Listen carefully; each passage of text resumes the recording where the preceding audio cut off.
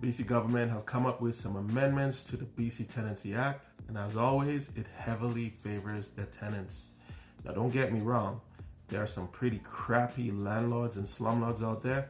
However, there are some shitty tenants, and I could personally attest to that as a landlord and as someone who's helped a lot of my real estate clients who are now renting out their properties. The experience that they're going through, I wouldn't want to wish this on anyone.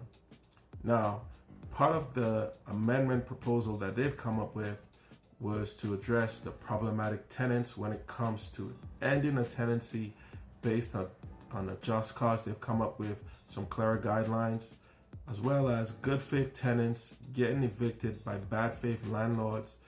They've made it so that if a landlord is ending a tenancy for personal reason, he can no longer rent the property. After 6 months, he has to wait a total of 12 months. There's a couple more, like the dispute times has now been increased from 15 days to 30 days before you could give a notice to end the tenancy, as well as if a family member was to move back into the home, as long as they're under 19, the landlord cannot increase the rent. I would definitely like to see them add a couple more to it, such as if there is a issue in the home and there's some, a lot of communication between the landlord and the tenants, then the tenants could go ahead and rectify the issue by using a reputable contractor to fix whatever the problem was and give the landlord a receipt. And if there's a difference in rent, and they will not be penalized, or doesn't contravene the Tenancy Act in any kind of way. As well as, I would like to see there be a portal for landlords and tenants to be able to log into and do a search on each other just to see if there was any issues.